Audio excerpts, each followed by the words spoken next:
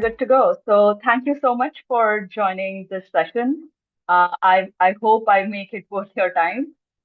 So today I'll go over a little about how Nissan is tackling thermal runaway predictions. So usually in the BMS, what we see is more of a reactive stance to thermal runaway. If something happens, then the BMS kind of reacts to it and maybe stops the engine or throttles the power, etc. So today we will see how we are focusing now towards proactive prediction of thermal runaway or some of the things that happen in the battery pack or the batteries throughout its life cycle and how we can predict that. Um, so before we go what deep into the science, I would like to give a little bit an overview of Nissan. So of course, Nissan is a car company, but we also are heavily focused on research and development. We have R&D labs in 16 different markets. And just in North America, we have two research labs, one located in the Silicon Valley site, which is the NATCSV, Silicon Valley. And then we have another one in Michigan, which is the NTCNA. So, a little about both of these research centers. So, in the Silicon Valley office, we do quite a bit of work on battery research using computational methods. So, this could be anywhere between machine learning, AI, and other computational methods. We are also heavily focused on using AI and ML for autonomous driving and a deep research as well, and some vehicle to grid integration. Whereas in NTCNA, we focus on advanced battery, solid state battery, solid oxide fuel cells, and other manufacturing technologies. So why is Nissan working towards this? Why is Nissan trying to build R&D around a battery? Around battery, we are not a battery company, but we are still very heavily focused on doing research into batteries. So this is because Nissan does have an internal goal of for carbon neutrality, and we do have EV vehicles, and we will have e-power coming soon this year.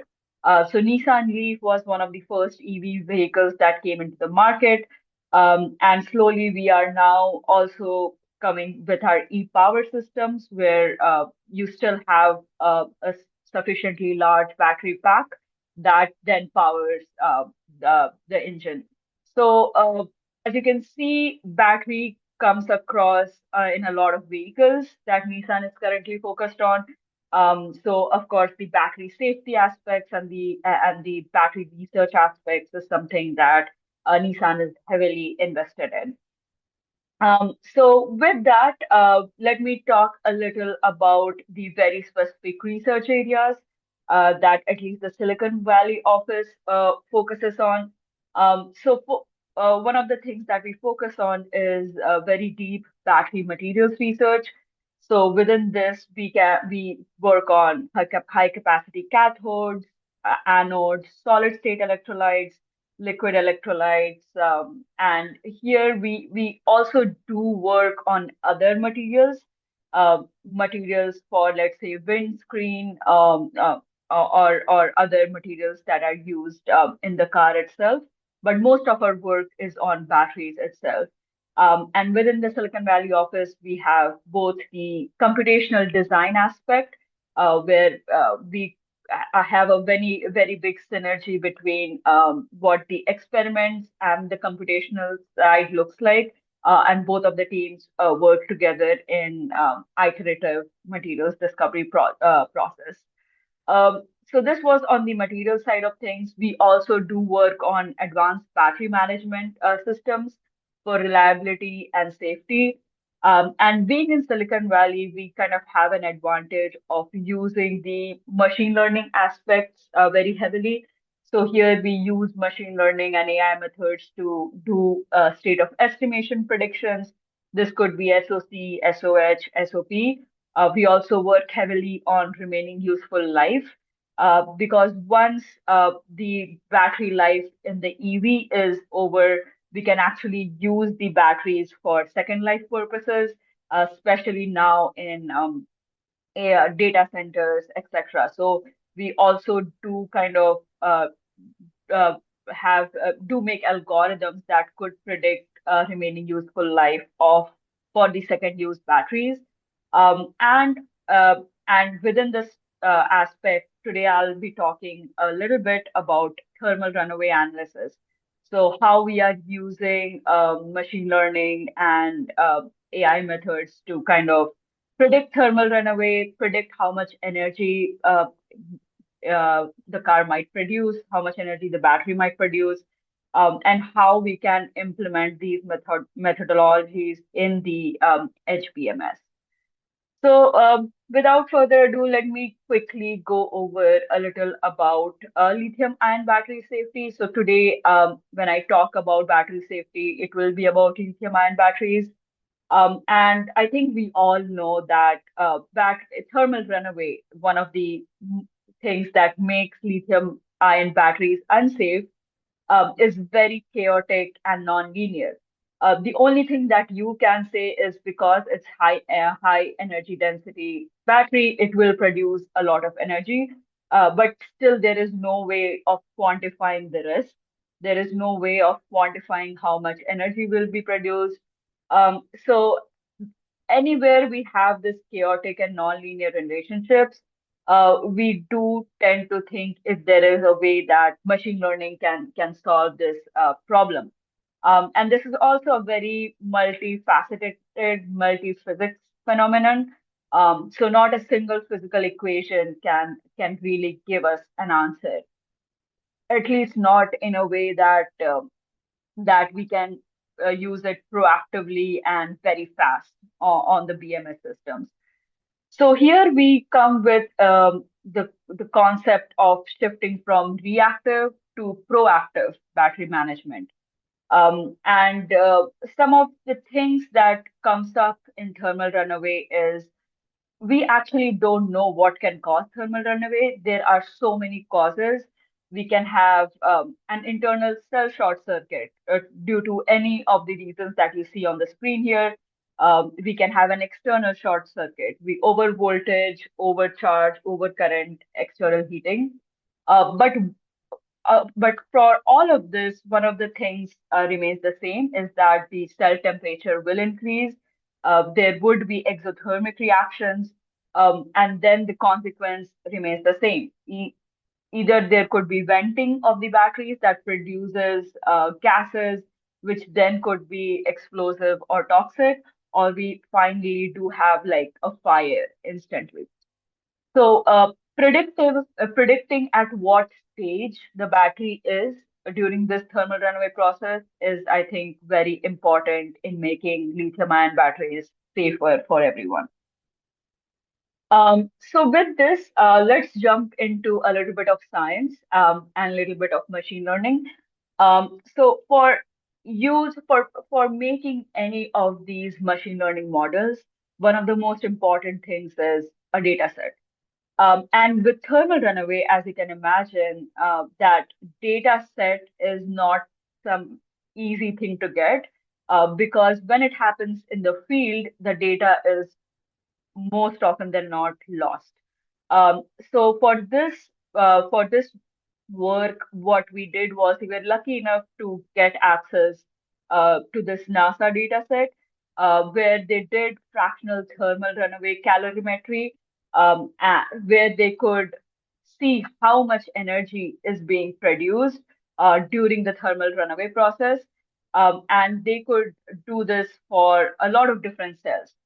So in this work, during this data collection, they used cylindrical cell formats, but on different sizes of cells. So we have D cells, we have 21,700, we have 18,650 cells. And one thing you can see here is that The number of data points across these cells are very different. We have a lot of 18650 cells, but very low D cell data. So this data set is very, very non-homogeneous across the different cell formats. And one thing we also see right off the bat is that the energy produced by these cells is very scattered across a range from 0 to 100. So of course, this depends upon how much capacity the cell has. But still, there is literally no way of knowing how much energy the cell will produce because it's very scattered. They also used different trigger mechanisms that trigger these thermal runaway. We have, let's say, heater, which is just heating or increasing the temperature of the environment, and then the cell will go in thermal runaway. We have internal short circuit that, of course, causes heating, but this is a different kind of heating, and it goes in thermal runaway.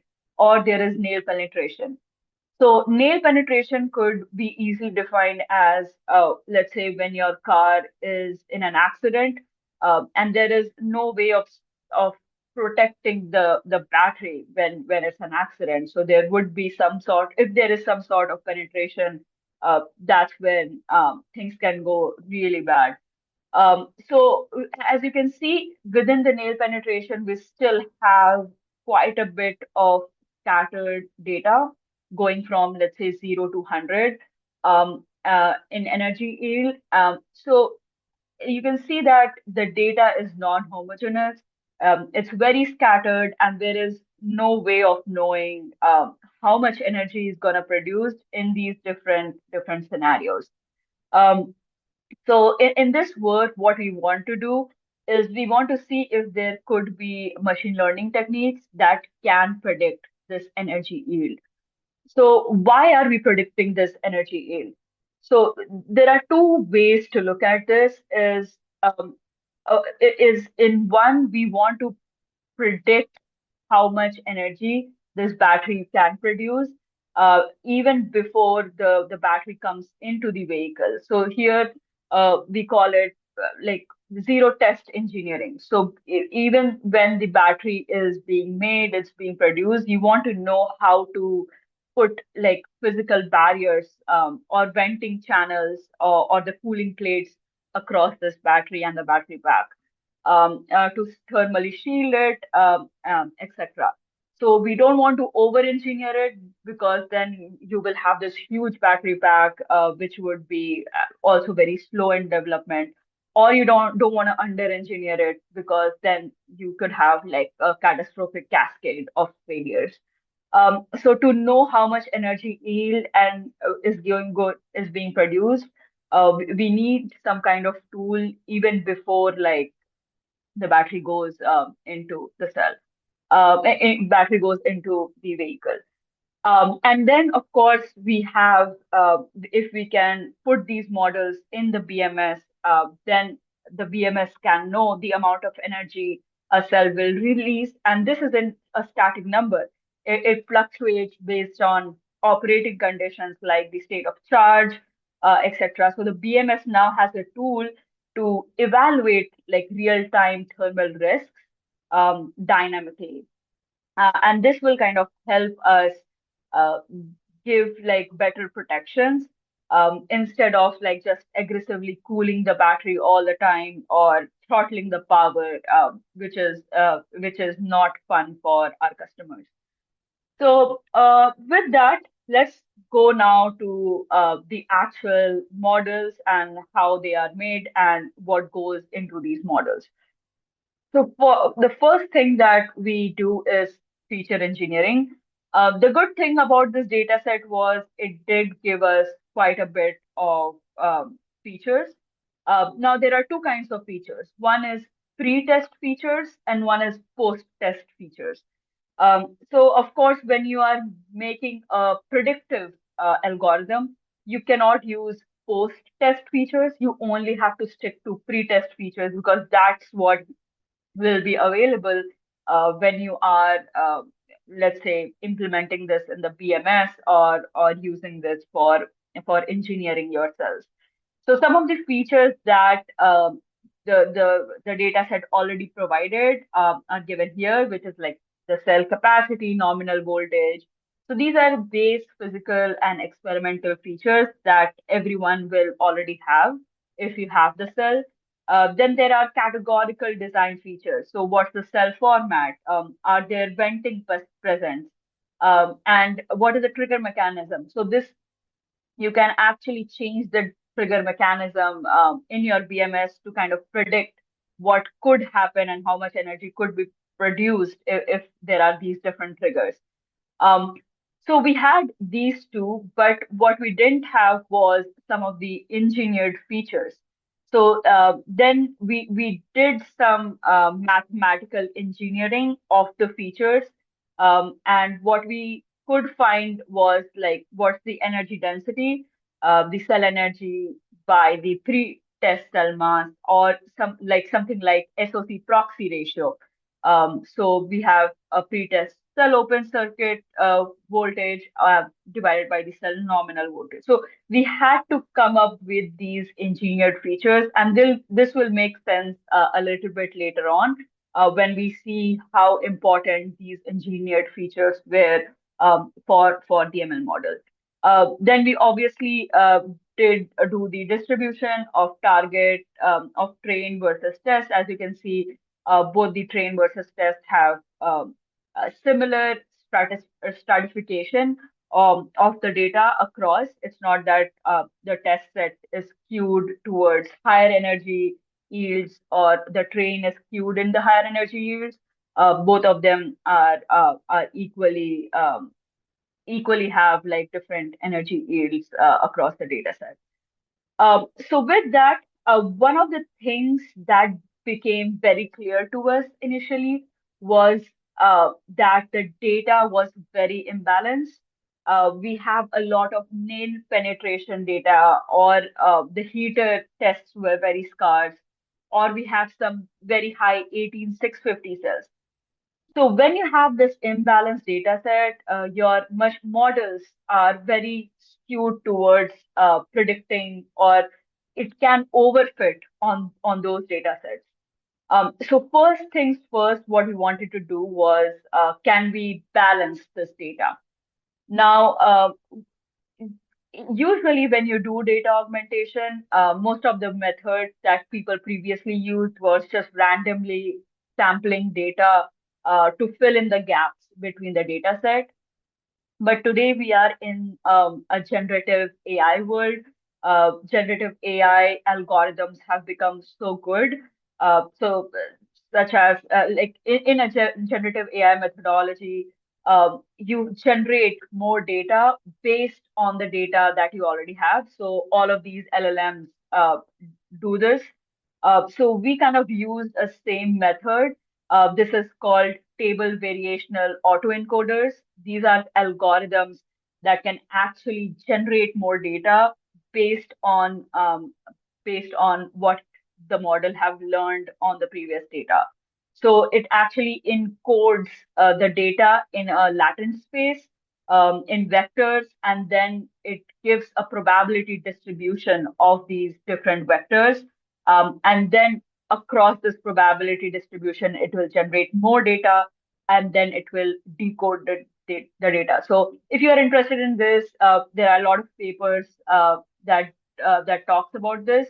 So you can read about it. And this was very helpful for us to kind of balance the data set. And of course, we do want to show you how this balanced data set uh, was useful for us.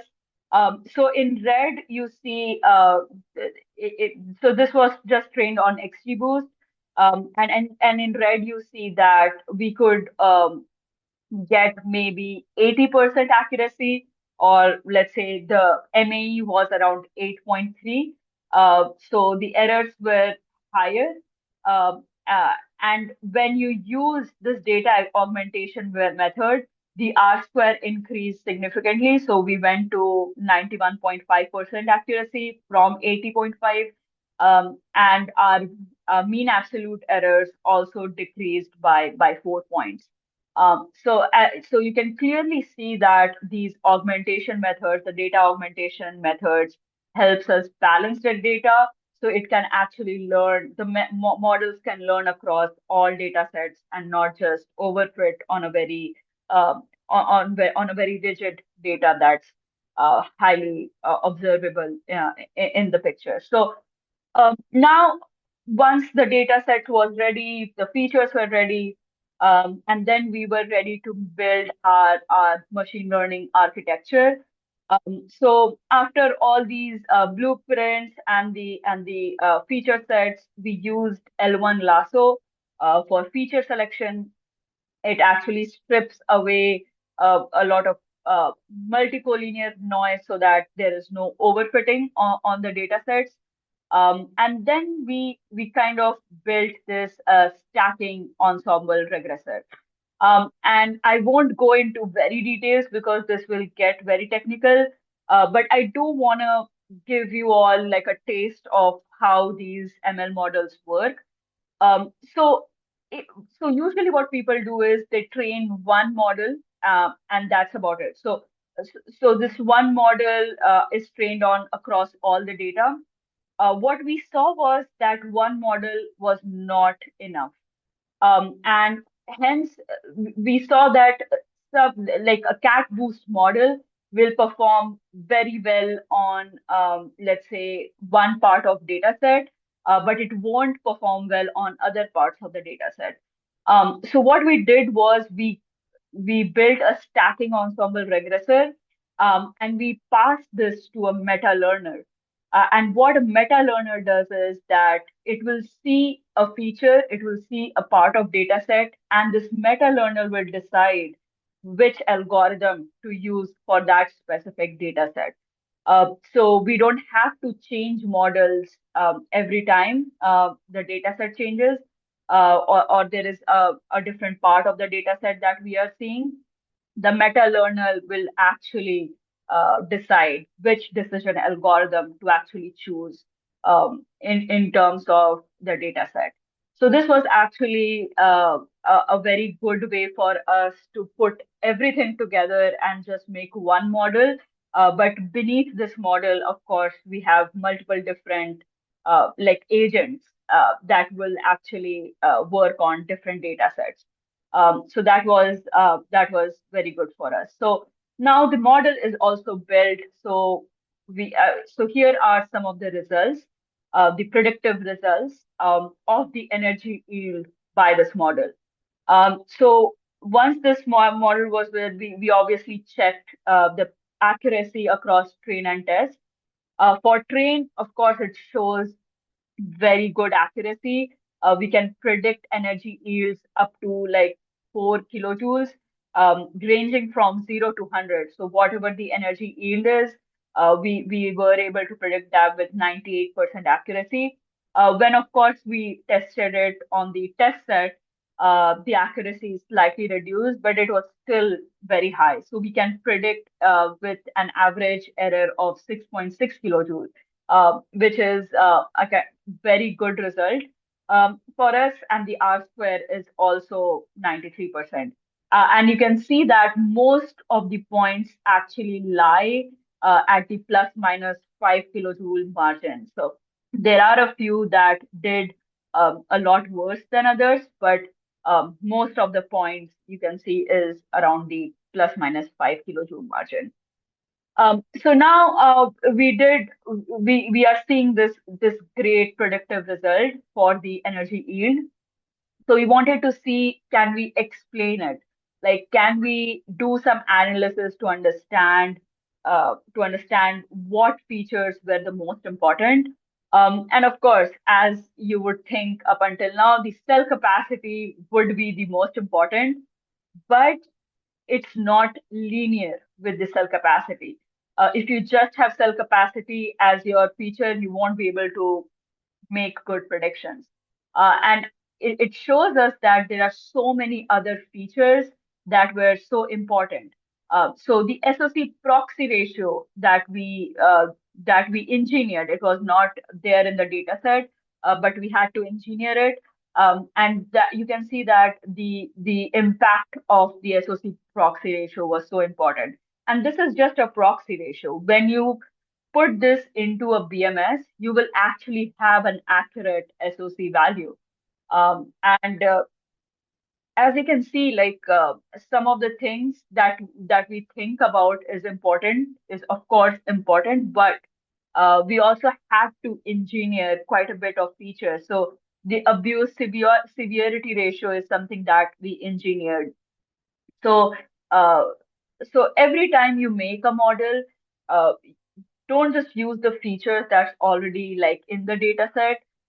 Maybe we think about like making new features that are obviously that could pose importance in the overall model. And, and I would now go over as to why we did this. Like, why did we come up with all these features that were so important? Because currently there is no way of implementing an ML model in the BMS. We don't have the SoC, the system on chip architecture, uh, that could go on the BMS and run these heavy logic inside on the nodes. So what we have to do is we have to think of a way where a firmware engineer can actually implement this in the BMS. So one way we thought of doing this was something called a genetic symbolic regression. What it does is it takes all these different features that were important that we just saw that were important, and it tries to come up with an equation that will best match with the prediction. We came up with this equation, and I don't want anyone to go through this equation. It is we had to run quite a bit of a regression model to come up with this equation, but this is something that a firmware engineer can actually implement in the BMS. But we slowly saw that we did run into an issue. And you can see in this curve here that if we use this genetic symbolic regression, it could predict the range, like the range in which uh, the energy yield is, but the errors are too high. So the prediction score was only 70%. And the MAE errors has jumped to 9 kilojoules. And we can see here, let's say, seeing this, for example, the range here goes from 45 to 100, but this regressor model gives it a score of 70. So the predicted energy yield is 70. So this can actually have like a catastrophic impact on the BMS when it doesn't predict the energy yields very well. So we kind of are in now a situation where, of course, the ML models are very accurate, but there is no way of putting it on the car, on the BMS currently. And we have this symbolic regression model where we can implement it in the BMS, but these are not very accurate. So now we are actually working in our team to kind of parallelly see both ways. We want to see if we can improve this regression model, uh, and we are also working on system of on chips design engineers to see how we can, come up with ways to actually implement these ML models in the HBMS itself. So with that, I will like to conclude, and I'll conclude it with again some of the initial page that I showed you about the real world use case of this technology. So again, we can use this ML methodology to predict how well we have to engineer our battery systems, our battery packs, what kind of physical barriers we need to use, and we don't want to spend time over engineering it, and we don't want to under engineer it. But with these methods, we can engineer it adequately so that we are obviously giving out safer batteries. And in future, we would obviously like to see these ML models getting implemented in the BMS itself, so that we are obviously living in a safer environment with these batteries running all around us. Yeah, and with that, I thank you so much for listening to me, and of course, I'll take any questions that you might have.